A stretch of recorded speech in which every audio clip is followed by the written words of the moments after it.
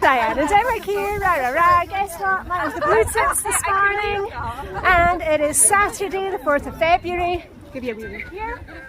Erica has brought along a few things that she's decluttering today. I've got some things to show you, so let's go over to the car where it's a wee bit warmer. Yes, it's like a car boot sale this morning. Erica's got stuff.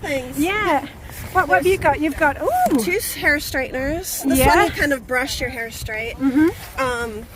Another hair straightener and some nail polishes. I kind of realized. Ooh, yeah.